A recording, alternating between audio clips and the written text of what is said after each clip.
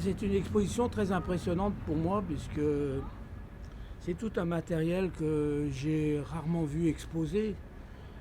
C'est un matériel qui démarre de ma période après le photojournaliste, après le reporter, c'est-à-dire les fins des années 70, au moment où tous les photographes et mes amis disparaissaient.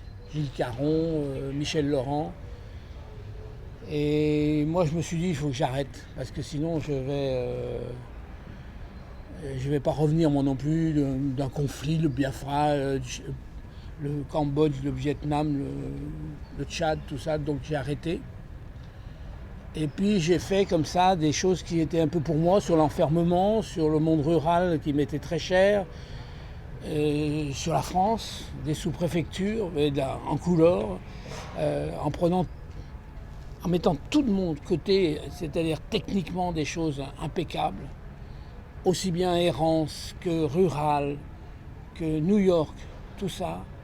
Il y a des mélanges là-dedans, mais c'est cohérent pour moi parce que quand je suis arrivé à Magnum, j'avais l'impression que je ne maîtrisais pas très bien encore la photographie ordinaire, la photographie de rue comme ça, la photographie très simple à faire. Et que j'avais besoin, j'étais un bon reporter bien sûr, ça à faire le pape, tout ça, il n'y avait pas de problème, mais j'avais besoin de photographier des choses où il ne se passe rien. Donc là j'ai pris le taureau par les cornes et j'ai travaillé là-dessus. Et ça peut paraître paradoxal, mais il y a des choses comme ça, comme les hôpitaux psychiatriques, c'est très difficile à faire une bonne photo et à pas agresser les gens. Et donc là, j'ai eu une magnifique rencontre avec Basalia, qui a été pour moi déterminant parce que j'avais toujours un peu la culpabilité d'être un peu voyeur, comme ça, reporter. Et lui m'a libéré de tout ça. Et en fait, après, je suis parti sur New York, où c'était aussi un grand hôpital psychiatrique, comme il disait lui-même, hein, la ville, bien sûr. Et puis, voilà, je faisais beaucoup de désert. Et puis, un seul coup, on m'a envoyé à Glasgow, faire des couleurs.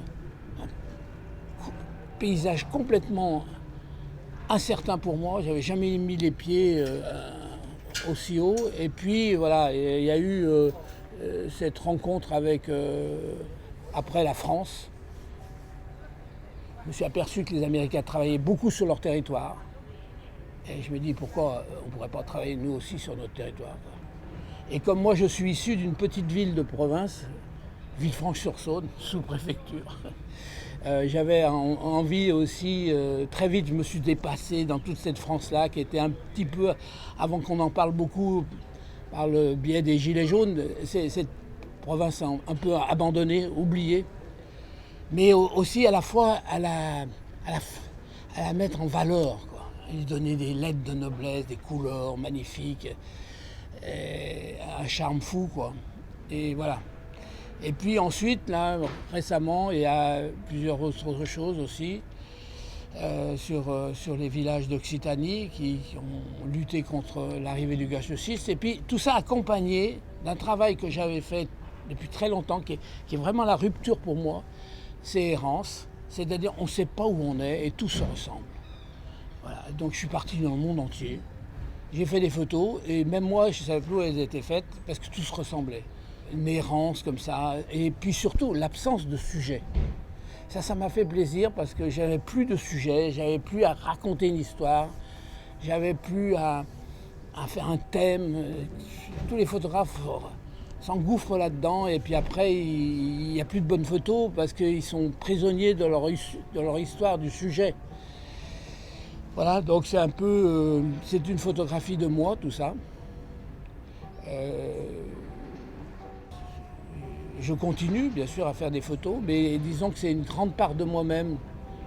C'est la part essentielle même. Voilà, de photographe noir et blanc, de photographe couleur, de photographe qui vient du photojournalisme et qui s'en détache, d'un photographe européen au fond, peu importe si je suis français. Mais c'est pour ça que c'est important d'exposer ici à Milan, à la Triennale, parce que on sort un peu des problèmes franco-français. Et puis, des oppositions.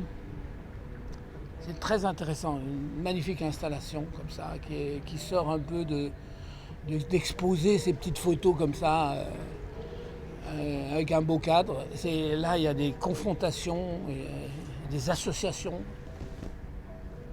Et ces grands tirages d'errance, magnifiques, très grandes comme ça, qui tiennent le coup. Donc voilà, non, je suis surpris même que c'est moi qui ai fait tout ça. C'est très surprenant pour moi. Et c'est un beau cadeau qu'on me fait de pouvoir exposer ça.